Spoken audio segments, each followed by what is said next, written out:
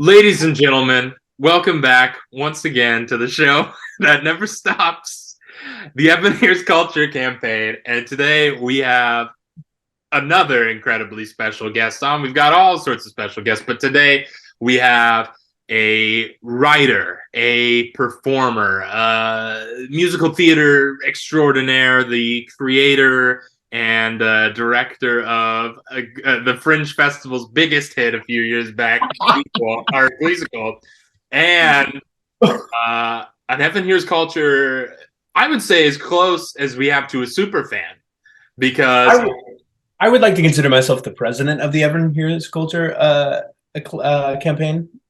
oh, like the fan club. Yeah, I Because would I like don't to. know if you watch all the videos, but you certainly hit like on all of them, and that's more than can be said of most. Well, I usually I'm usually in bed, and I'm up, pretty late at night. So like they're really easy scrolls, and it's really nice to be able to like expand my palette, musical palette. So I love being able to hear people's interpretations and comments about certain things. So I do try and watch all of them. But that's great. I mean, that's one of my sort of favorite things about it is gathering this greater knowledge so I can potentially recommend things to people and kind of, I'm broadening my horizons. And if I can, broaden somebody else's horizons, that's always a great thing too. And we're broadening our horizons today because we're talking about kind of, I would say, an eclectic artist or an artist who explores fuses a lot of different genres, kind of pushes some musical boundaries. We're talking about Janelle Monáe and her 2010 album. We were having some debate about this at the New Year's party we were at, and you were saying ArchAndroid, and I was saying ArchAndroid. I watched some interviews. The name is said in Dirty Computer. It is the ArchAndroid. So you were right when you first pronounced it, and also I should have thought because Archangel is spelled with an H. Right. The H isn't doing much work in the pronunciation, but thinking about it, like, oh, Archangel, Android, okay, we've got a little portmanteau here combining the words. Great. We're both right. Great. We're both right. Yes. We're both. I mean, we're both literate. We're both illiterate, exactly.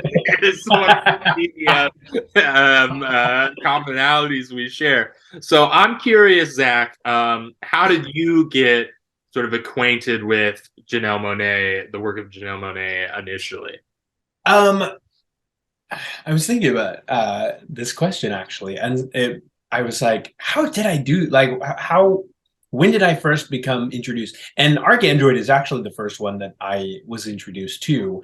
As a kid, when I was younger, like, I don't know, 12 probably, I watched the movie Metropolis, and it was one of the first films that I was like, it wasn't a mainstream film, and none of my friends knew what it was. I was like, this is 1920s. It's a silent film.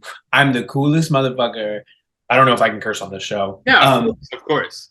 Great. I was like, I'm the coolest motherfucker at this Catholic school. And it's unfinished too, right? Or it's finished, but there's not a full version of it available because some of the footage is lost, right? Right. Yeah. So it's the film, like they released, I think I had like a DVD of it, of like what they had. And Amazon actually has now a more full version of the movie. But I watched it and I loved it. And so on the Wikipedia articles of Metropolis, because and I'm sure you did this too, you'd go through like the on IMDb, you'd go through like the goose or the trivia or the continuity or blah blah blah, and I go through the Wikipedia article, and on the like legacy like drop down, they talked about that Janelle Monáe based an entire series of her music on the movie, and so I listened to it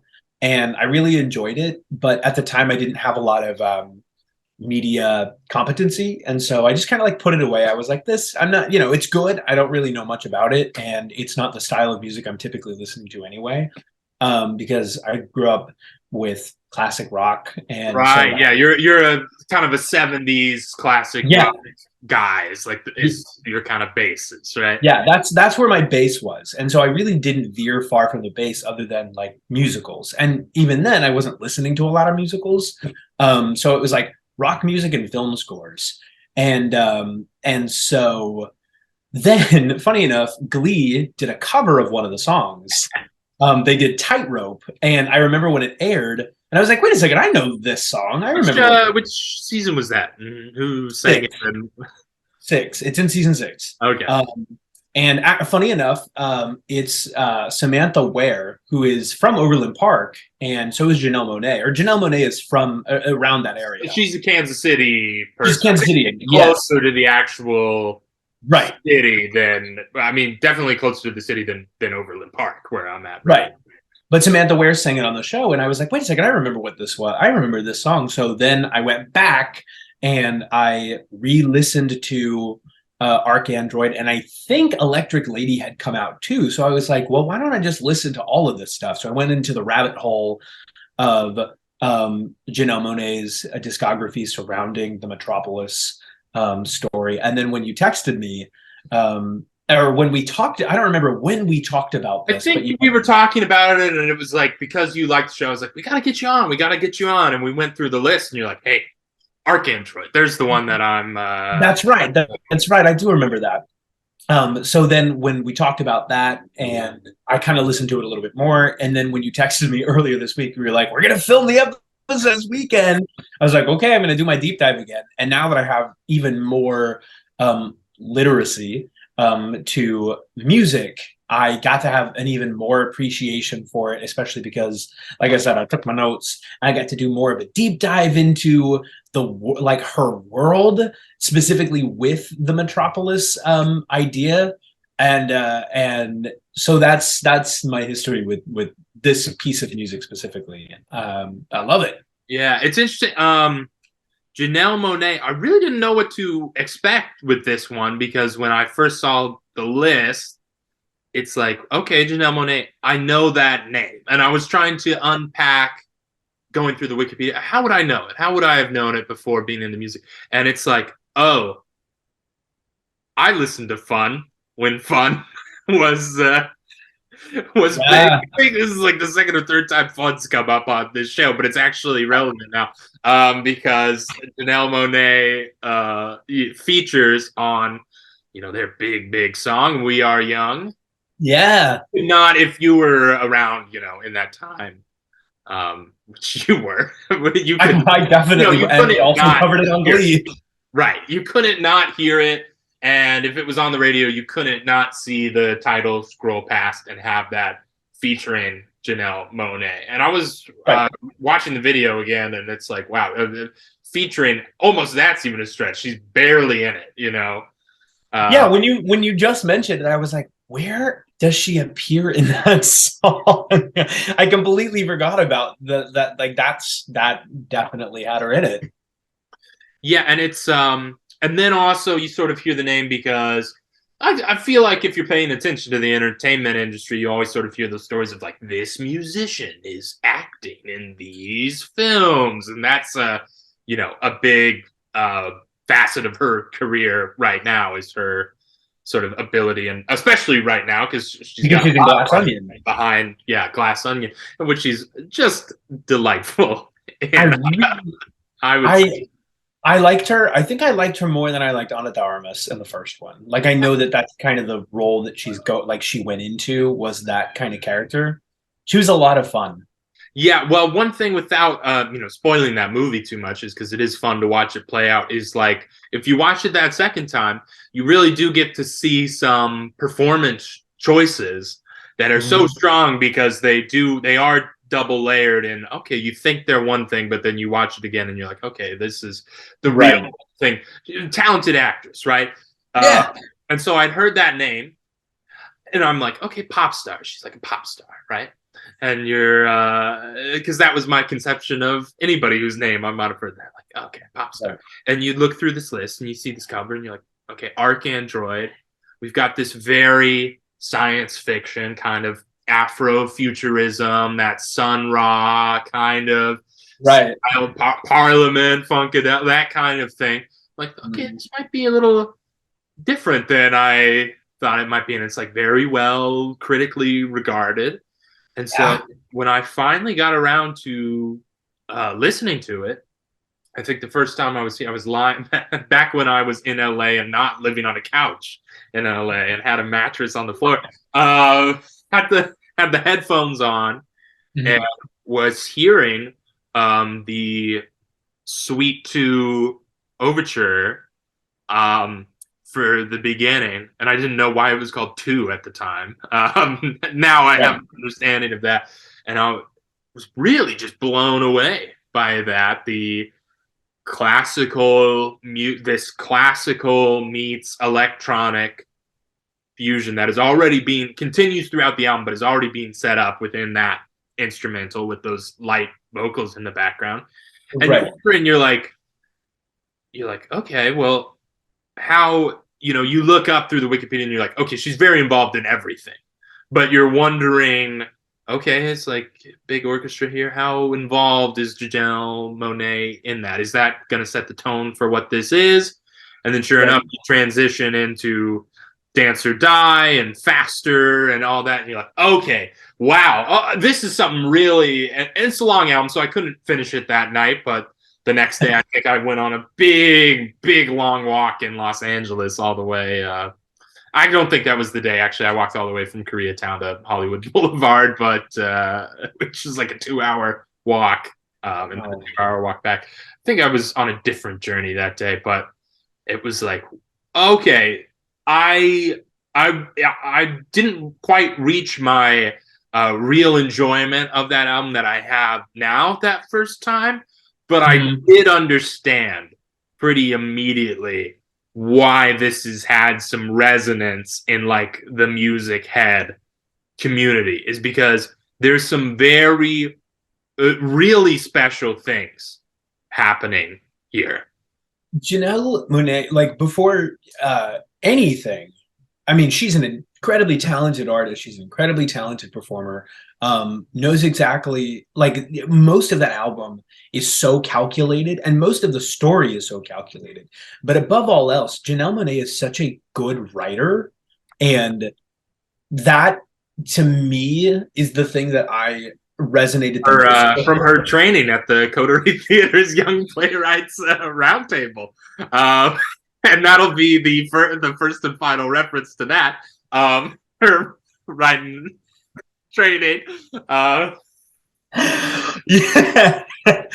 Yes. So yes, her very special training at the playwrights at the playwrights roundtable thing. But yes, above all else, she was a writer, and so to be able to kind of watch her, or not watch her, but like listen to from the beginning, um, with her like couple of EPs where the themes of what arch of what Archangel gets into are, and that story that it gets into, specifically with the story of Cindy Mayweather, are referenced so much earlier.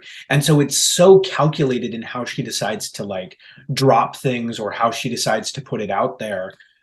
Because she's just above all else, a really great storyteller. Yeah, and I when I went back and did listen to the other day the EP, the Metropolis, the suite, Mhm. the first suite, I was like, oh, this Arcandroid makes so much more sense now. Immediately from the first track, which is kind of just sets up the story The of yeah, yeah, the why there's the chase suite and all that of this character being hunted down for falling in love. It's like, oh, that makes so much more sense. that makes Arcandroid make so much more sense. I mean, I haven't gone as deep into the story aspect of it as you probably have, because, well, I will say from what I've looked into it, she's like Cindy Mayweather, the ArchAndroid, is a messianic figure who's come to Metropolis to free the people and lead the revolution with love, which is an interesting concept. Although I will say, Zach, you being a '70s rock guy, that was the concept of every prog rock album that came out at the time. It's not necessarily, she has a great angle into it. It's not necessarily the most original concept. No. Funny enough, the album, like this specific album, reminded me so much of Pink Floyd's Dark Side of the Moon. Sure. Not particularly because it has that same storyline, but because of the concept, because of this idea of feeling trapped. I mean, that album is way closer to mental illness and speaking more on mental illness, but it does speak about the trappings within your own mind and the society around you that puts pressure on you, and she delves into that a lot more in the later parts of the album, rather than at the beginning, where you start getting more of just the like outward story, the exterior of that story. But yes, it also reminded me a lot of David Bowie's Ziggy Stardust in the Spot. I just grabbed it from the CD I've got next to me, because I was about to mention that's the one that it really reminded me of that, and it also reminded me of 2112, the Rush album. Oh, yeah, about the guy who discovers music the first time and presents it to the elders, and they're like, "Yeah, none of that here," and he's gonna save the world through music and all that. But she does have a good angle into it, which we'll get a little bit more into. I just want to say, so the thing that sort of really the things that I was noticing immediately that first time through, where I was like, okay, this is special, this is exciting, this is doing something really musically ambitious, is like it's not the first time I was sort of mistaken that I was like, oh my gosh, every song transitions into one another. There's a segue between every song. That's not entirely true. There's some where there's like a moment of silence or a fade out at the end of the track. But I would say for the most part, that's there. And it's not just in a novel way. Like it's not just like, all right, and we have the song and then we slow down the beat and then the next song slower. It's like, I think the one that is most impressive to me is the transition from Faster into Locked Inside, because the transition is entirely a vocal one.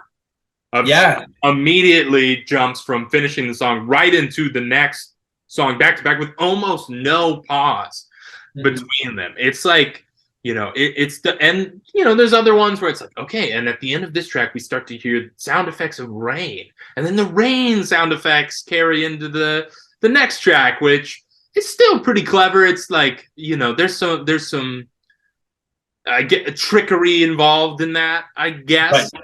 But even the ones that do have definitive endings flow so well into the order of tracks is perfect. And one thing about like that's really frustrating with currently the Electric Lady on Spotify is missing the second track with Prince, and it kind of destroys the setup flow of the album, which is a shame. I know.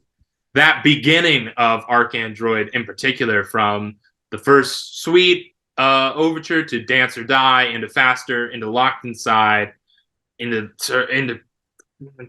I mean, it's just like, wow. And it's got that, I didn't know it was going to have that like big band sound. I had no idea about how the collective was structured and everybody.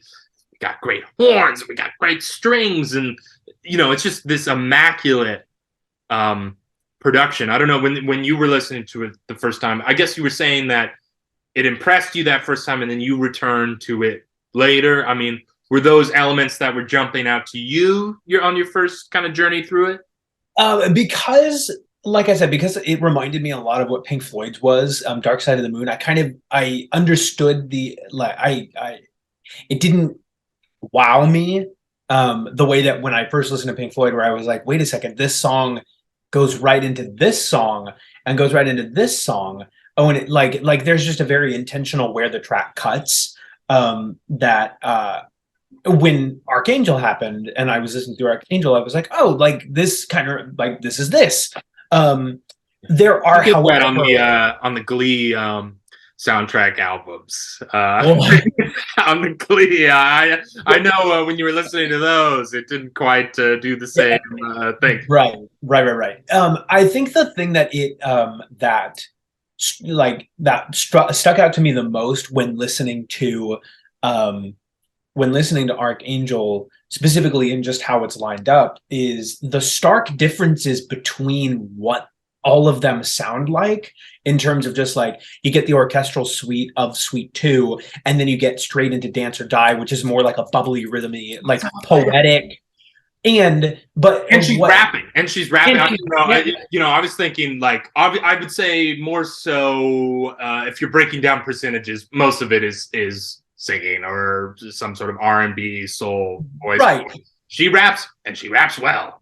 And she raps well. Yeah. Or Cold War, which is a very just like, I mean, very straight war, straight like it's her singular voice. And then you get the immediacy of Tightrope, where it's, almost this like infectious, joyful song, even though it's not like the storyline wise is not particularly like joyful. It's just like almost this caged persona that she feels like she has, and that she feels that she has to tell the rest of the world. But all that to be said, what I love about it is you hear various different musical motifs from different parts of the tracks or different parts of each song that repeat itself. Though that's what motifs do. That continue to play. That not trick your brain, but like tells you this is the same artist, this is the same story. Like in not even in her Chase EP, but in her EP even before that, Audition, the idea of droid control and the character Anthony Greendown are introduced, and the musical motif of Anthony Greendown is later used in this album itself. And in the Chase, she finishes the album with Smile, and you end up hearing Smile later in like the final song. Right. So the way that she's able to just craft, yes, we're getting very stark differences of sound, but you're being told that it's the same story with these little things that you get to pick up, which that was the new stuff for me when I get to rediscover this album. I was like, wait a second, I remember this. I remember where this is from. Or like, there's this, I don't remember what song it is. I think it's like the fourth song maybe in the album, but it's a very clear like Simon and Garfunkel song, which I always thought was The Sound of Silence. That song is played as a motif in one of her songs. So I always think that there are like little clever nods to various different songs in this as well, but for good reason. So those are the things I was picking up on when I was listening through it. Not necessarily the like how it was transitioning, but more so why I recognized that it was still the same story when the songs were almost completely different. I'm surprised you mentioned Simon and Garfunkel, because when I was listening to Dirty Computer last night, there's a bit in Django Jane, which is like the big rap song of the album, which is a lot of fun. I really liked it. But there's a section in there where her flexes that, most rappers come in and they're like, oh, I got this big house and I got these big cars. I've got these expensive cars. Big expensive cars. And her flex is, I was in a Best Picture winning movie, and I could win an EGOT one day, which was so funny to me, because I'm sure there are other examples, but I couldn't think of like rappers who flexed in that. Like, I was in this TV show. I couldn't pull any together. Like, I don't know if Ice-T has any songs about being in Law and Order. You know, I don't know. But the one thing I could think of, not a rapper and not a flex, was in Only Living Boy in New York when Paul Simon is shitting on Garfunkel for sort of leaving him to go do the Catch-22 movie. Was the only other example I could think of an artist referencing movies they've been in or been involved in. But that's just a complete tangent. With so that first time, because you're kind of touching on these narrative aspects, and how all these different albums, all the different suites interlock together. I think so. My first time listening to the album, it's like it's like all the aesthetic things are what stuck out to me in terms of the sound and the construction and the production. Whereas, so I was like, wow, that was really ambitious and really cool. And I assumed, I was like, I bet there's depth here when you look into it. But all I was kind of paying attention to that first time was the immaculate sort of production. Sure. All flowed together. In these like second and third and fourth times, what you're saying is the narrative and the lyricism and individual tracks, as opposed to the whole piece, definitely jumped out at me more. Right. Which deepened my appreciation for what she's doing on this. I will say, so, you know, you're talking about all the way back to the Audition EP. She's talking about robots. She said in one interview that what she wanted to do was combine anime and Broadway, which is brilliant. I don't know. Has anybody done that, Zach? Actually on stage? There's no Naruto, the musical. No. Pokemon, the musical happened. That was a real thing. Jeez. How was it? All I remember is that Andrew Rannells is in it. You know, Andrew Rannells from the Book of Mormon and Falsettos. And that TV show that I can't remember what it was. The New Normal. Yes, okay, the New Normal. I definitely watched an episode of that. Yeah. Well, another person from Kansas City was in that show. The little girl. Oh, okay, great. You know, love Kansas City. I do love Kansas City, and that was fun when researching Janelle. I had no idea that she hailed from Kansas City, but there is a certain level. The robot thing is very fun, and I think it's at its best on ArchAndroid. There is a level that reminds you. Obviously, you watch interviews with her, and she's very classy and very, you know, smart and well spoken and whatnot. But I just like to imagine that, you know how like if you babysit a kid or something and they've just gotten really into dinosaurs and all they want to talk to you about is like, oh, the Triceratops is look at this Triceratops and the Stegosaurus had these traits, but actually scientists are saying now that they might have wings. And it's like, why don't we talk about something else besides dinosaurs? Like, I'd like to imagine every conversation she has ropes back to robots and androids and synthetic life forms in some way, which isn't true. That's just like how I like to imagine all of these albums. Even Dirty Computer, which is not part of the Metropolis saga, which is at least going to have, you know, 2 more parts at some point. Right.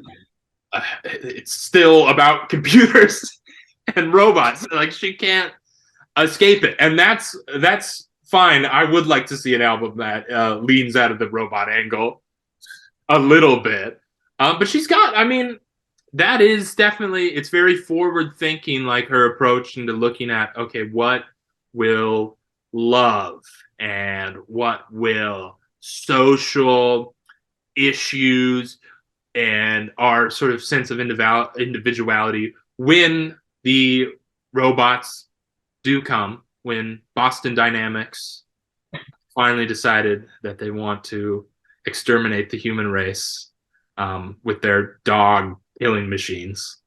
Mm-hmm. What will love look like? What will love conquer? What will love look like? Well, actually aesthetically, like if you're thinking of things, it's a lot closer to Blade Runner if it wasn't all grimy and fucked up. It's like the immaculate, gilded Blade Runner. Well, even so, I mean, the part of the it reminded me a lot of Brazil, like the where Oh, that's a good comparison for sure. the world that she sets up. Yes, is Metropolis. I mean, 1927, but aesthetically, it lives closer to I think Brazil for me, because Brazil is still it's still like a fantastical, somewhat beautiful idea of a place, but it's grimy and it's weird and it's crowded and it's desolate. And um the whole like the Metropolis saga for her, at least so far where we're at, and from what you can kind of gather contextually, is that she's going from this like dystopia to utopia kind of idea, not just externally with this idea of rebellion and that love can be freeing and that you are free to do and be whomever you want to. It's also an internal rebellion of her trying to meld with who this idea of Cindy Mayweather is. And I think that is a lot of like that's at the end of this album specifically when you have what is it? Can't Let Go, or I can't remember. Say You'll Go is Say You'll Go. Yeah, so you get Say You'll Go and bye yeah. BB Boo Boo. Let me. I just Bebop Boo Boo Beat. Bop Baya. Yeah, Baba Baya. So you get these like the after you Tightrope and you get into Suite 3, you get these weird experimental tracks that are closer to like this internal struggle of this character, and the internal ideas that she's dealing with. Like I said, with Tightrope, you're kind of going back, like you're on this tightrope of who you're trying to be and who you want to be and what you should be societally or socially, versus what you want to be privately. And then you have these rest of these tracks like Wonderland, which is a really fantastic track. You get Wonderland and you get these other two like really long ballads that are the more experimental side of this album that explore more of her inner turmoil rather than this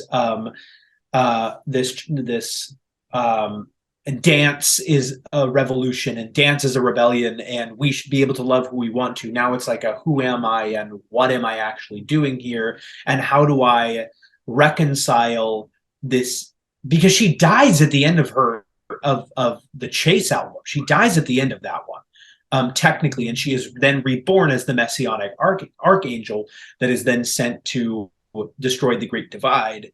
But she's not even sure what that really is, and she's not really sure who that character is supposed to be within herself. All that to say.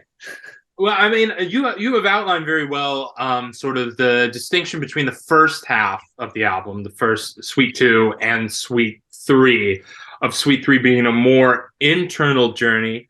I will say I preferred the first half, I think. And I really liked just those tracks in particular, just great stretches of like Dance or Die through Locked Inside, and then like Sir Greendown's all right, but then like Cold War through Come Alive. Cold War and Dance is probably my favorite. Those are my two favorite tracks from the album. I mean, yeah, Tightrope is fun. Tightrope is very fun, and Big Boy is very the features. I'd say for the most part, her features across all her albums are very well utilized. And they're interesting too in that she's very willing to. I mean, obviously she's got on this album 18 tracks to play with, some of those being more interlude-y, but so she's very fine with taking a back seat sometimes. And one of my favorite tracks on this, which is in the second half, is the Of Montreal. Yeah, it's so funky and fun. I haven't listened to that much of Montreal. I've heard, Wraith Pin to Mist and other, they've got those dumb titles, so it's hard to remember exactly what they're called. And then Right. Grandlandic Edit off of Hissing Fauna Are You the Destroyer, which I got to listen to that full album sometime because Grandlandic Edit is so awesome. Make the Bus is very much, she just does some background vocals. She doesn't even have a verse or anything on it. It's just some background vocals to complement Kevin. I was about to say Kevin Shields, but that's My Bloody Valentine. Kevin Barnes. Very close. And it's great. And it's it fits well on the album. It's like I wouldn't want it on an Montreal album, I guess, from my place of ignorance of what the band's full albums are like. But here, it's great. It's so the way you are now, you're never gonna make the boss. Bum bum bum bum. I was reading my notes about specifically Dance or Die, but it also goes into like Montreal song as well. But it's very much like what I loved, I guess, about Dance or Die is it uses is it Saul Williams. Saul Williams on Dance or Die. That's right.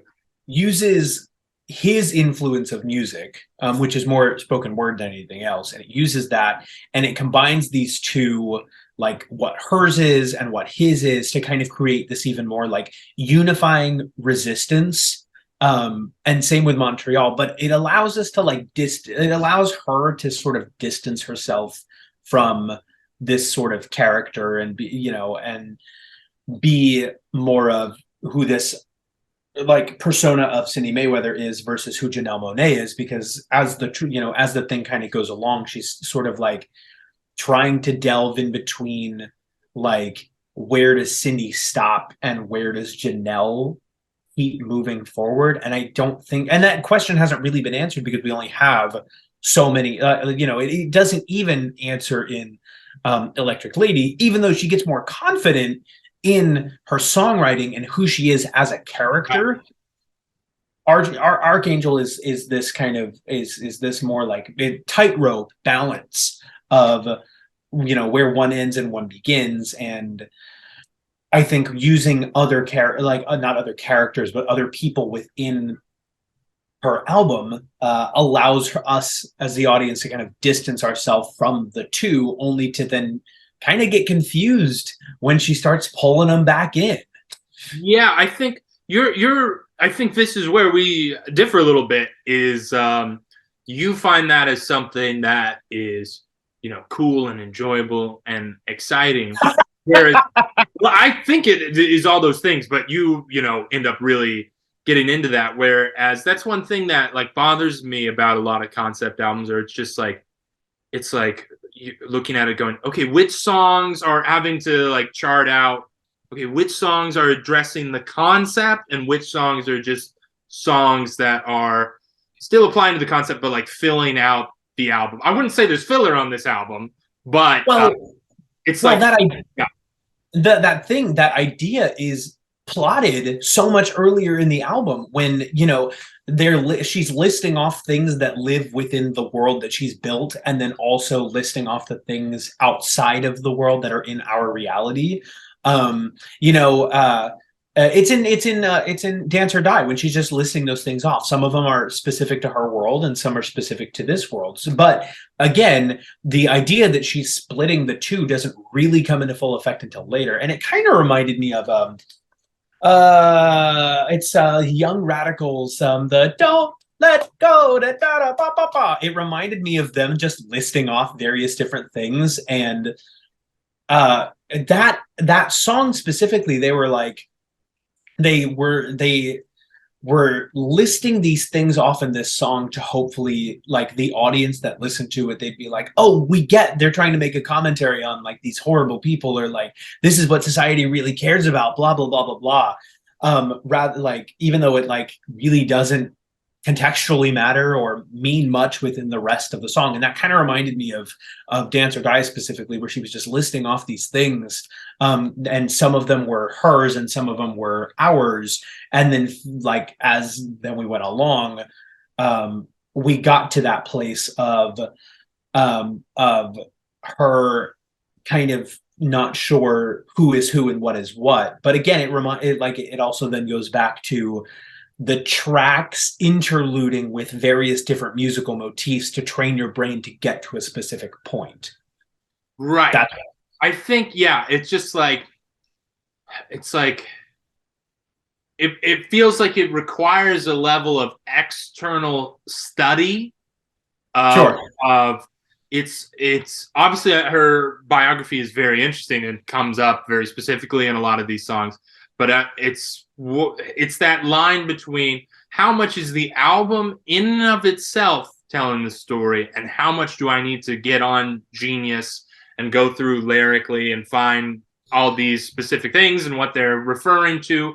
It's like that breakdown is something that is hard for me just as a listener to negotiate, because it's also just the time thing too, of how much of my time I really like this album, but how much of my time can I devote to that extensive sort of study on it. But that's just to your point of referencing things in the real world. I forgot we was comparing Blade Runner and Do Androids Dream of Electric Sheep comes up on this album I think a few times, and her other albums. And also an interesting connection is you look up the backstory and there's the Big Boy feature on this and you sort of find out, okay, Outcast was kind of her big breakout, her featuring on Outcast. And I was thinking, oh, that's interesting, we did Run the Jewels on this show, and Killer Mike kind of got his start with Outcast. I was like, oh, that's cool. I should look up what the Janelle Monáe tracks are. Sure enough, one of them is both her and Killer Mike. And on Run the Jewels 2, they reference Blade Runner, except they say it's like some Philip K. Dick in you, which is a little more of leading it to a hardcore hip-hop sensibility. I want to highlight just you've kind of mentioned some of your favorite tracks. I just want to highlight some of my favorite tracks and the musical moments too. It's Dance or Die brings it in great. Faster, which Faster was one that particularly made a lot more sense after listening to the Chase Suite. Right. Why we want to be going faster. Right, because you're just running. Cold War. This is Cold War, which transitions so great into Tightrope. And Tightrope has one of the great musical moments of the funkiest horn section in all of Metropolis. Ladies and gentlemen, the funkiest horn section in all of Metropolis. Which very much you're like, okay, this is in the world of the thing. Well, what's weird, I don't know if you've ever watched the music videos for these songs, but what I think she does very interestingly in the music videos, sometimes she self-contains the music videos to be like still within the world of the show of what she's created, but like Tightrope doesn't particularly take place where it does conceptually in the album. It takes place on like it's like an asylum for dogs, it's like an asylum or like a school. So I did watch it, and weirdly enough, I'm not like the biggest music video fan. Like it has to be like really interesting to capture me. But I'm watching it, and I'm like, this is kind of when they're just going down the hallway. Right. Okay.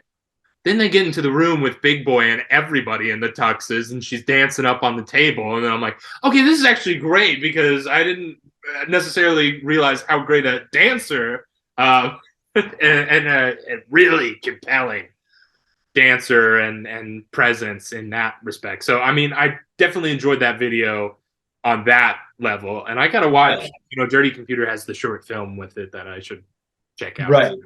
But a lot of the stuff from The Chase, the music video, I can't remember which song it is. I think it's the last song it's Smile. It might be Smile, or it might be the song right before Smile, that has its music video where lyrically in the concept of the show or of the album, it's very different than what the music video portrays it to be. And so she kind of plays with this like it could be a one-off if you just needed it to be a one-off, but like the way that it kind of positions itself in the music video still makes sense to then reanalyze it for how you're listening to it in the concept album, to be like, okay, well, I know what the music video is and I know what it's saying lyrically, and maybe they're not lining up, but maybe there's a reason why.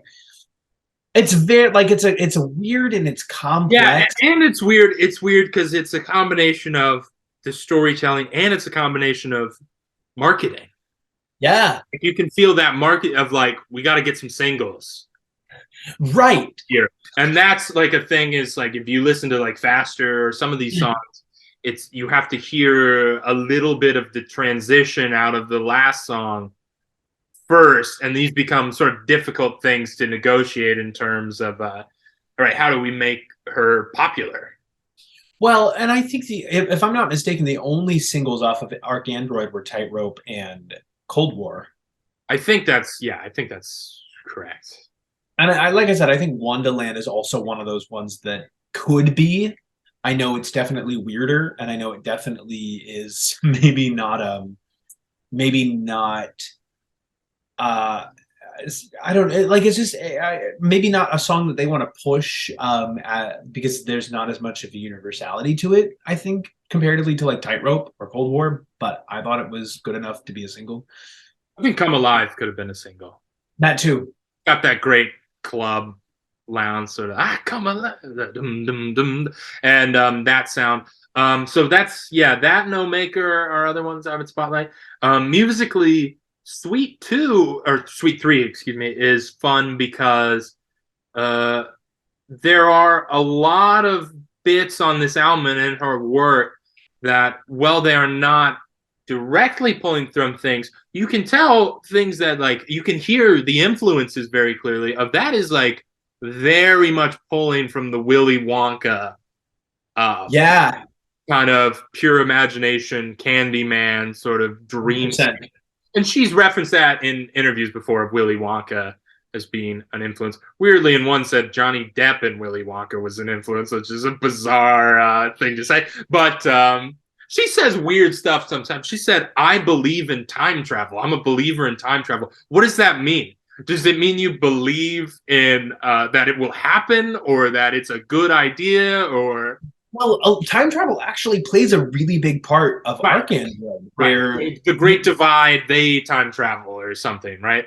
yeah, so the Great Divide is able to like keep people from like freedom and love by time traveling. I don't necessarily know how the logistics play into that, but she does. There's even parts of the song where they talk like, I think at the ends of some of the songs they'll be like, don't think about it too hard or else the logic isn't going to make sense. But it's that, and then also I think there are like, so like I said, at the end of the chase, when she dies and then she comes back as a messianic character in this one, it's more so that she exists in several different universes. So this version of Cindy Mayweather exists in this story, and Cindy Mayweather from the audition, or not the audition, but also the chase, is a different parallel universe of Cindy Mayweather, and Janelle Monáe is a parallel universe version of Cindy Mayweather. So she also believes in the existence of parallel universes. But yes, time travel as well, because time travel plays a really big part in this story. Right. And then Make the Bus, and is it Say You'll Go? I can't remember which one uses a really cool rendition of Claire de Lune, the Debussy. It's with like electrical noise. It's Let Go. Yeah, that is. Say You'll Go. Yeah, I really like that. I didn't even notice that until the second time through. I'm like, wait a minute, and I was confused too. I was like, I thought it was Reverie for a moment, that the other big Debussy song, and then realized it was Claire de Lune. You know what's funny is when I first heard it, or when I was listening to it on my way, like yesterday or something like that, when I was listening to it, And I heard the bwah, bwah, bwah, bwah, bwah, you know, like from Debussy. My first thought went, that's from the Addams Family. It's Because one of those things where your brain knows that, like, you know, it's the same way when people see famous people on the street and they confuse them with other famous people. It's like your brain right, knows that you know it or that you should know it, and it's like right, overlapping these things and crossing them over. right. Similar to that, I would say. It's in the end of the Moon and Me from the Addams Family musical where he goes do do do do do, and I thought to myself, I was like, "That's the Addams Family." Wait a second, no, it's not. That's Claire. And then pause. I had to pause and give myself. I was, and I'm even like, I have my Addams Family mug, so like even more I was kind of thinking about it. But yeah, I thought that was really funny. But yeah, Say You'll Go is beautiful, and it's that and the next and Bubba Baya is are the two longest songs, Right. but they don't feel long, you know. I think Baba Baya feels a little long, but I Fair enough. disagree a little bit. It's well, there's a certain. It's like it's just something you.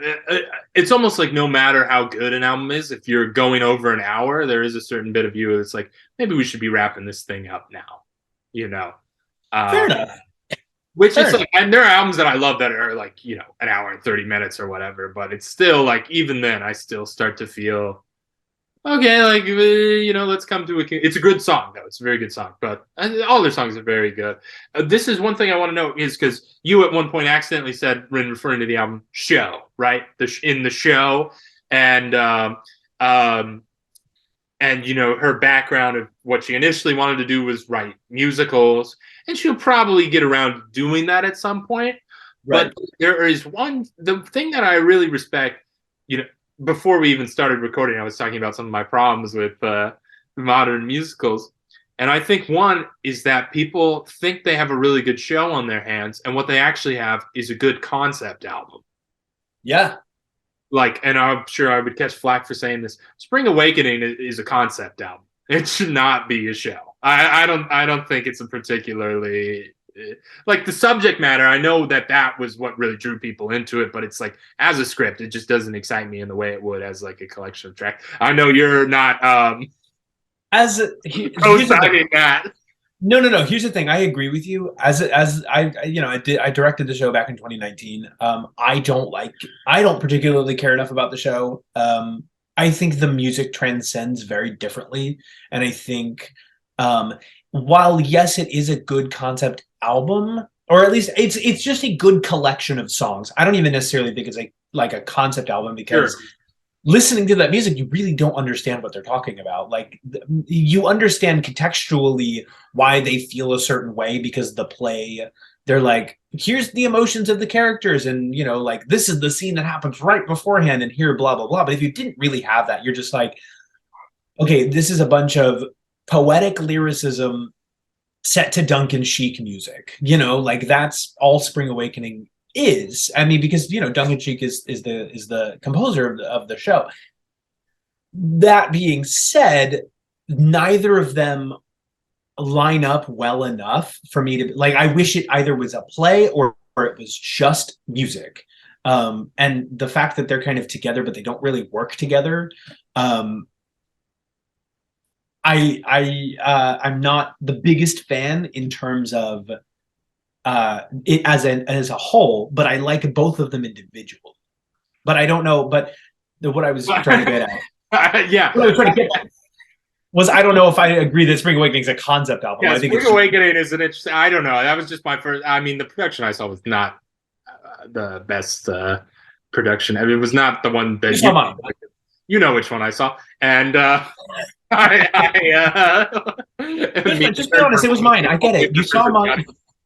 But and just walking out and thinking that could have been a concept album, or like American Idiot. It's like we didn't really need to do a stage show here, Who's Tommy, American Idiot, Evita, Hades Town. Like they're fine. Hades Town, I did think. Well, Hades Town started as a concept album and then became a show, and I think it succeeds on the merits of that. But that's like just one thing I appreciate, and it's like to some level, I'm sure part of the reason that these aren't stage musicals is like it's just the resources of I'm not entirely an established artist yet, and this is going to work better if I get my name and my brand out this way. And the performances, just from watching her live a little bit, do become this. They're not a Broadway musical, but they're a stage show. They are, you know, exploring that element of it, the live Right. and what that can bring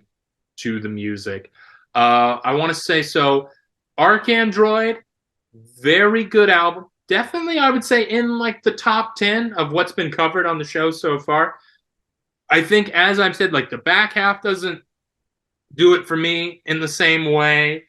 And then it's just, it's not entirely, and that is one thing too, is like, I kind of want to listen to tracks off of it more than listen to the whole thing, even though it works so well as a whole. I think it's when I'm listening to pop music or music that can fall in the pop music genre, I'd rather queue up a bunch of different artists and listen Sure. to tracks from them, whereas opposed to like listening to something like this is me personally listening to like an indie rock thing, I would want to go through and listen to the whole album. So it's just like it becomes a preference thing a little bit there that stops it from rocketing all the way to the top. But good album, great album. Great album, and I understand the acclaim behind it. I want to jump a little bit into some of the other things. I think we've covered the first EP pretty well. Electric Lady and Dirty Computer, I've only listened to once each, so I don't have entirely fully formed opinions. Electric Lady, I kind of didn't like it that much. I think all the work that she does is definitely superior to an average standard of where we're at in music. And it was not even really her that I didn't like. And this is how sort of my ability to discover my taste or why I like certain things not has evolved is it was the percussion. It was the percussion and the rhythm of the drums and the drum kits and sort of the synths that are being used to make the beats. ArchAndroid has a breezy lightness to it. It has an urgency as well in being her debut album and trying to make the name for herself. But Electric Lady has these sort of darker, harder, kind of approaching trap beats at moments that I just don't like as much. I don't think they complement her voice as well as the sort of percussion on ArchAndroid does. I will say it's the reverse for me of ArchAndroid, where I like the second half, Suite 5, more than Suite 4. With like Ghetto Woman and Dance Apocalyptic and that stuff. Weirdly, my favorite, Sally Ride was fun too. My favorite thing on it is I think it's the third interlude. Because it had the radio station thing going. It was similar to Flower Boy, which I did with Lily. There's a lot of albums that do that kind of radio thing. Doesn't the Who Sells Out does that as well? Or advertisements in it, that same radio thing. But when they talked about this kind of address, some of my confusion about the narrative a little bit is in the radio bit. There's a guy calling in who's like, so do we think the ArchAndroid and the Electric Lady are the same person? And the host is like, you can't talk about that on my show. We're not going to address that on my show. And then they start talking about how robot love is queer. And it's like, I love this. This is a fun interlude here. Like the interlude is my favorite bit, weirdly. And with Electric Lady, because the character of Mary is introduced late into ArchAndroid, because like Anthony Greendown, after a while is no longer is spoken about, which is kind of crazy because he's one of the very first themes that are ever introduced in the series, and by the end It of the gets a Archangel, cat named after him, Sir Green. You know, right, and by the end of ArchAndroid, he just doesn't exist anymore because Mary has taken over, and Mary then is sort of the central love interest in Electric Lady. And I remember Janelle Monáe thinking, like at one point saying that Electric Lady was the prequel to the story, but narratively it doesn't really make sense. But what I like also about there's time travel involved. So you know, when you get time travel going on, your stories are almost the prequel to your own stories in some way within and of themselves. right. So it gets very complicated with these. Well, and and then there's that parallel universe, which the idea that Cindy's and Archangels exist, like they coexist together, and I think it also plays into like what the album cover art looks like because it's a bunch of Cindy's together. Right. There's But what I multiple personas. It's become fractured. Right, but what I like about the Electric Lady is, and I think I might have mentioned it a little bit earlier in this, was that it's more confident, and it's definitely like she's exploring who she is and her identity as a Black queer individual in this world. Like it's the first time that she's ever experienced any sort of like sexuality as a character, and rather than just love, there's actual like. This is my cat, by the way. He was meowing. He was meowing behind the door, and I was like, "Okay, buddy." Do a cat compilation. There have been multiple cats on this show, and I didn't piece together how many there's been. But yeah, you're right that as the albums have been continuing, she's embracing the sexuality even more, especially in the Dirty Computer it's got dirty in the title, and it gets more. It's the same thing Harley Rae Jepsen is on of getting slightly more sexual as the albums progress. I've only really listened to Dirty Computer once because, like you said, it's not really a part of the Metropolis saga. So I just kind of, have neglected to go back and listen through it. But I think out of the trio, or out of the even 4 albums that exist, and 2, I mean, I guess really it's only 2 albums and then an EP and then 2 songs before that exist within this saga. ArchAndroid is definitely the best one, but the beats don't bother me as much in Electric Lady, but that's because like Janelle Monáe as an artist, and specifically ArchAndroid, it wasn't necessarily my first introduction to R&B, but it definitely was the kind of R&B and hip hop and rap music I was listening to was like 90s. So the idea, the Ice Cube and the NWA and Lauryn Hill were, were like staples.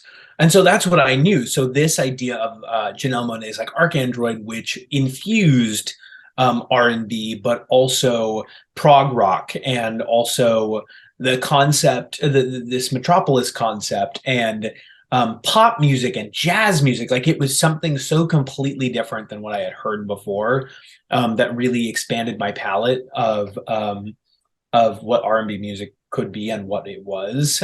So I just thought Electric Lady was more of an introduction to an even close to trap music or house music, or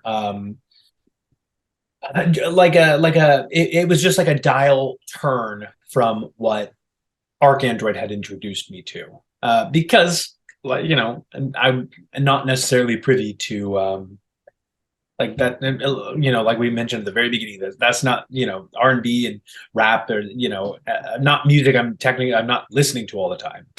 Right, and I would say I was just thinking about how I know who all her influences are, but I haven't explored them enough personally. Just I haven't listened to enough Prince and enough David Bowie. I think that's a journey I need to make, because I really like how she fuses everything here, and I would imagine I would really like breaking it apart into its component pieces and discovering, much like a Android being deconstructed in some sort of factory. Yeah, Electric Lady. I mean, are there any particular tracks off of Electric Lady that you kind of, yeah, it's, Not that stand out to me. not that really popped. And then you said you'd only listened to Dirty Computer once. That one is one I've just kind of like, you know. I really liked it. I've also only listened to it once last night. I think it was it was just nice to get a palate cleanser from the Metropolis suites, even though we're still in the robot world. We can't let it go. Computers. Yeah, of the world of dirty computers. I thought it was fun. It still does the whole sort of combined concept thing, but it's much more about a lot of fun individual tracks with some nice features on there. I was a little bummed that Brian Wilson is featured on the first track, but he's doing the same thing that Janelle Monáe was doing on the Of Montreal track, where it's not like he has a verse or anything. He's just doing background vocals, which really surprised me that you've got Brian Wilson there. And it's not Brian Wilson's album. I mean, it's not something to get rid of, but I thought we were going to see more of a duet or something where they would be positioned as equals. So it was weird for him to take the kind of role he did in that. But it was interesting. I liked Screwed with Zoe Kravitz. I liked Django Jane. Pink with Grimes was fun. So Afraid and Americans, which closed it off. I enjoyed those. I'm remembering some of these songs that are playing now, in my head. I can hear a lot of them in my head. Yeah. Especially the Zoe Kravitz one.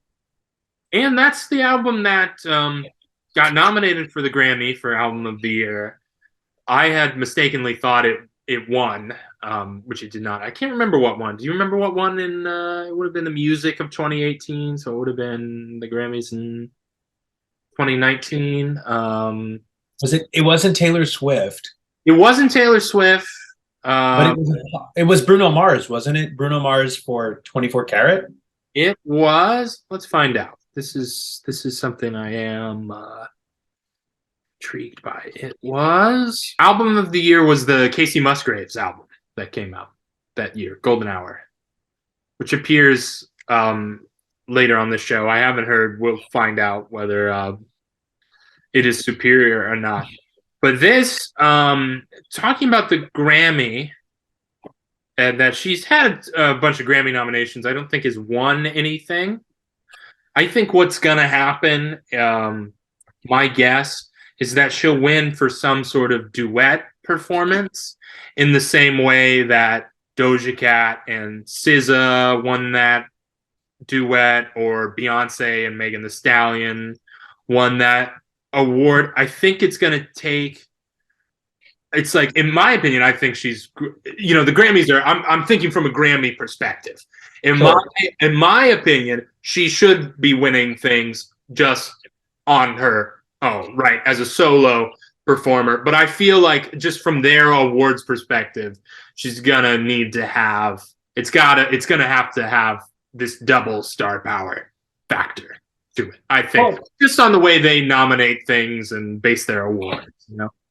I don't.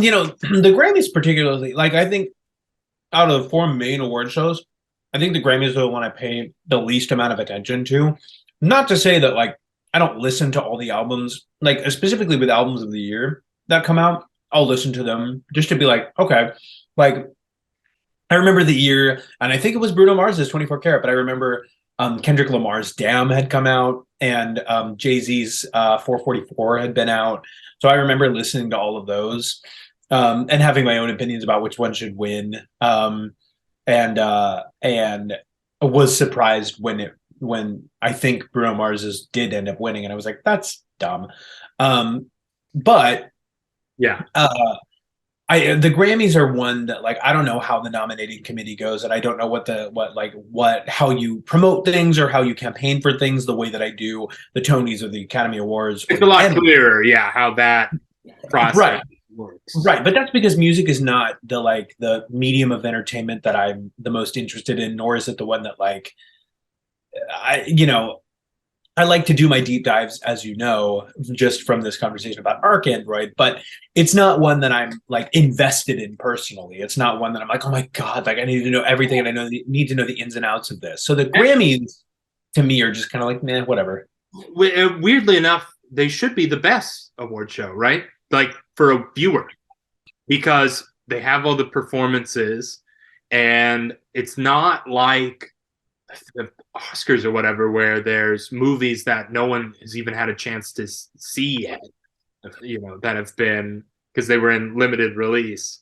I've avoided that because I was in Los Angeles this last year, where it was there for all the limited releases, and we don't know what they're going to nominate for the Oscars yet, although we have some sense.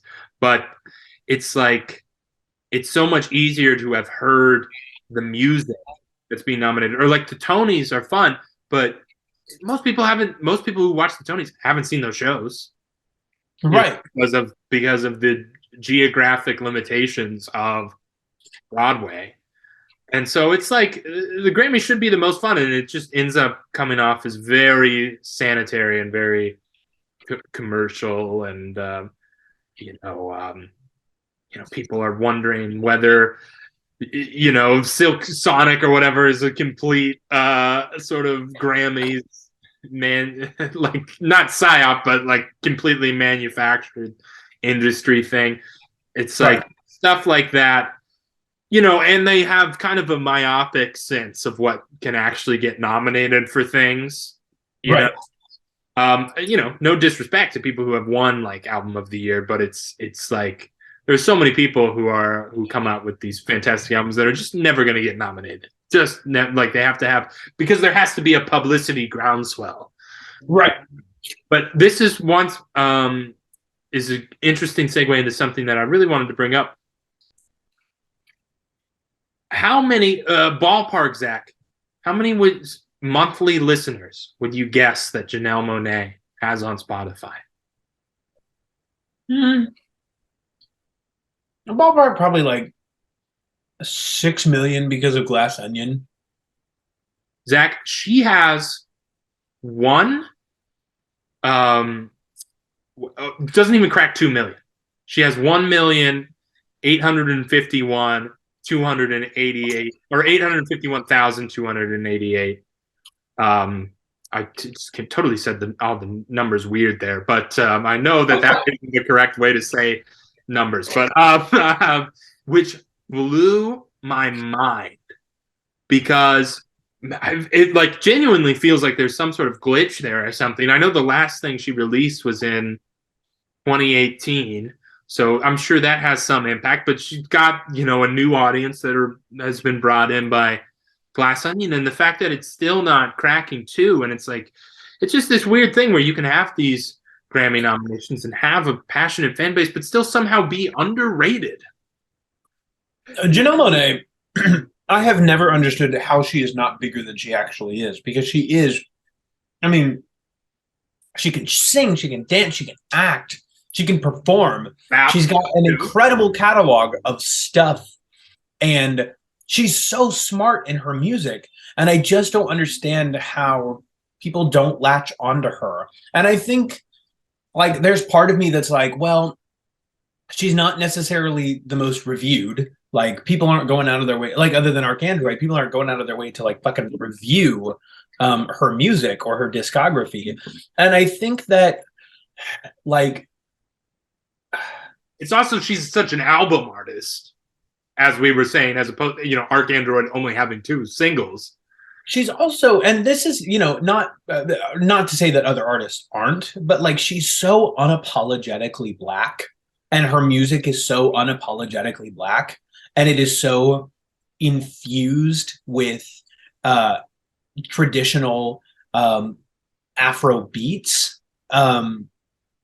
that it's not as palatable, I think, to a wider range of audiences, which is probably why it isn't as heavily consumed the way that. Yeah, but it was even like, I was looking into, I'm not knowledgeable enough to think exactly of an artist who's like the closest one-to-one parallel, but even looking at like other R&B sort of soul, neo soul kind of artist. And that was the other thing too, is like trying to think of somebody who has a relatively similar chronology of their career in terms of how long they've been around. Because if you've been around longer, you know, you're just gonna have more of a well to draw on and get these monthly listeners. But it's like, you know, SZA's on the Electric Lady, and I think obviously SZA just had a new album that came out, but that's like she's coming in around 6 million. It's like, but Janelle Monáe is, you know, had all these. It was just strange to me, and it was strange in the sense that I always think about this a lot with how Kansas, you know, Kansas's main cultural export is the Wizard of Oz, right? In terms of having some sort of pop cultural impact that it likes to lay claim to. But it never promotes itself as like, hey, Superman was raised on the Kansas values, and you know, in Smallville or whatever. It's like you can't go into Kansas City and find a Superman statue or something. And it seems like Kansas City hasn't like they have Superman Janelle Monáe in the way they could, which is strange, as being like, we've got this Kansas artist that we can really. Well, I remember that she was supposed to do a like benefit concert at Starlight, I think it was, a couple of years ago. And I remember, no, it was during SpongeBob. So this was 2021. And I remember she was supposed to do some like benefit concert, or like she was supposed to come through and whatever else. And I remember talking to one of the individuals that like had a know-in or like was a part of this, and they were upset with how undersold the concert was, because it was supposed to like the sponsors had completely thought the thing was going to sell out to like, you know, however many seats are at Starlight, and they only sold like a third of them, and baffled me. I get, but it's also Kansas. I was about to say, well, the pandemic factors into that, but nobody gives a shit about Not it. in Kansas. Yeah, nobody cares enough to not go to. That's so strange. Yeah, it's like I feel crazy saying it because she has an Album of the Year nomination under her belt, but she's somehow underrated or underrespected. She's respected in the, you know, specific music community, but not by your like, you know, your Taylor Swift fan or something who is like the pop music. You know, it's just strange to me. And I also want to say, this is another little brief tangent. I had forgot to mention this in the very beginning, talking about how I knew of Janelle Monáe, but then you said Afrobeat, and which made me remember that when I saw David Byrne of the Talking Heads, American Utopia, which was fantastic. I saw it when it was running in Boston at the Colonial Theater, which was part of Emerson College, so I got a cheap student ticket too. It was perfect. And in that, they do a cover of Say Her Name, Hell You Talking About, Hell You Talking About, whatever you want to refer to it as. And he introduces it. He's like, you know, I'm going to do this cover of this Janelle Monáe song that, you know, I think he had mentioned that. He's like, yeah, I asked her if I could do it. And she's like, of course. And it was great. And it was really that show as a whole is not necessarily it. Well, it is. It's kind of like the music is the music of David Byrne and Talking Heads, and then he's doing light social commentary in between tracks, and that was the artist that went into that. So I knew Janelle Monáe from that as well. That's just an aside at the very sort of end here, but we kind of discussed all the albums. As I said with ArchAndroid, I really like it. I would recommend it to basically anybody really anybody. I mean, truly, if you're interested in getting into some more music, I would, because it's got it touches on enough genres that I feel like, I mean, it's not a rock album or anything, but it touches on enough genres that if you like music, you got to give it a shot. You got to give it a go. There's something for everybody in that album. Absolutely. And what I want to tell people is that you don't have to know the story of Metropolis. Like you don't have to know that Right. world. You don't have to look up the story to enjoy it. Right. You don't have to know the original 20s film that this is based on. You don't really have to have the context of, of the first of the chase, and you really don't need to know Electric Lady. Like ArchAndroid works as such a great singular piece of media that if you then listen to it and you want to discover the rest of her story, then like by all means, please do it. But it's such a great, just one and done sort of album that like no context is needed. Just go in with no expectations. Yeah, absolutely, absolutely. Yeah, Janelle Monáe, really happy to have. I always enjoy doing the show of being introduced to things. I'm very, glad that this came up and was on the list because it was a great introduction into her work.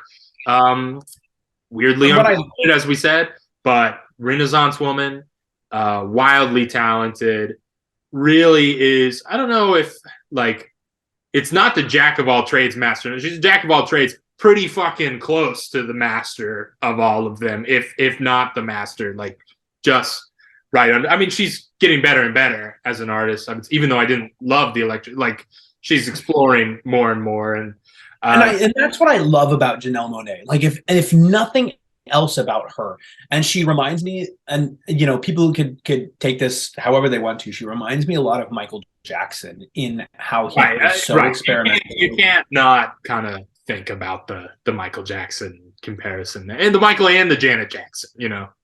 Right, the Michael and the Janet, but with Michael's whole thing about he also kind of came into the scene with this love versus war kind of idealism, but he also talked a lot about rebellion, and he did it very much in a more 80s way. It was not as like, this is how it's like to be a black man in society, because it's not like it's not the same level of ambition. It's the same. It's the level of wanting to make pop smash. Right. But he also was very much, I want to do my music this way, and then I want to try it this way, and I want to get a new record label for this thing, and I want to do all these things because he evolved. And I want to be the master of everything was another thing too. The great Stanley Swerdlow and I watched. He'd already seen it, but I didn't see the whole thing. But we watched some of the documentary on the making of Bad, and they show parts of his journal where he's like, "I'm venturing into acting, and I want to become the best actor there is," and he wasn't. And whereas Janelle Monáe is actually achieving some of those things. And, will she win the EGOT like she talks about? Hard to know. I mean, there's so many industry things that go into that. Will she win one of them? Absolutely. Right. I don't doubt that she's gonna, like, I mean, she's only in her 30s. Like, she's very early in her career, and she's already put out things like ArchAndroid and The Electric Lady, and like there's and Glass Onion, which she's getting a lot of praise for. Like, she's already putting so much out there in her 30s that by the time she reaches where a lot of people get their EGOT status, which is, I mean, I think the youngest is probably in there, I think, is Robert Lopez, and he's 43. Like, she'll definitely have something. She will have some combo even. And I'm interested. She hasn't done anything that could get her the T yet, so I'm intrigued to see. I know I've expressed my gripes with these big Broadway musicals, but I want to see what she's cooking up there. If Amber Ruffin can get a Broadway credit by penning a book, and Mariah Carey is getting a credit by producing a show, and now I think I hear that she's supposed to actually write a musical, like if they can get Tony Awards, then, or if they can be on Broadway now, I don't think that there's any world in which Janelle Monáe's. And when you brought up David Byrne's American Utopia, which I love American Utopia, I think that when we think of musical theater as an art form versus musical theater as a sound, I think Utopia is very much musical theater as an art form, which I love. Like that's the closer. What I felt from seeing it was really just closer to seeing a really cool concert. Right, exactly. And it's very theatrical, but it doesn't sound like a musical theater piece. It sounds like music, and it sounds like this is music and theater together as a piece. And I think that that is where Janelle Monáe will sanction herself if she ever decides to go into a Broadway show, or if she decides to go into this like exploration of who Cindy Mayweather is, maybe on the stage. And I don't even think that necessarily needs to be something like a full-fledged Broadway production. She could just do what Hugh Jackman did when he's like, Hugh Jackman back on Broadway, here's a solo show. I don't think she has the credit or the clout to do that, but I do think that if you wanted to explore a character and it's a one-woman show or a one individual show, that's a really like that would be a great way to utilize her music. Or if she just wanted to do something completely original, like there are endless possibilities for her. And I think that like I think that she 100% can achieve all of that stuff. Yeah, and now being a fan, like I'm officially a fan, so I'm excited to be there, if not day one for these things, at least week one. Whenever she finishes up this Metropolis Suite or whatever the next album's going to be, it's like I'm going to listen to that the first week it comes out. Like, why? Of course, I want to see what she's up to, and I'm always curious. And speaking of wanting to see what people are up to and being always curious and developing show for the stage and doing that, Zach, do you have? I know you're working on some interesting stuff that maybe you can't talk about, but do you have anything to plug, Zach? Now that we've kind of reached our conclusion here, where should the people go? Well, I think that one of the big things that I can plug, I'm working on a really fun project while I'm up here in New York, which is the primary focus of my job. And I've talked about it with you, and mum's the word right now, so I'm not going to be able to like talk about it publicly, but I'm really excited. I'll just comment. It's something that will be exciting when people that I think a lot of people will be excited by. And I think a lot of people that know me will think it's like makes a lot of sense. Right. Yes.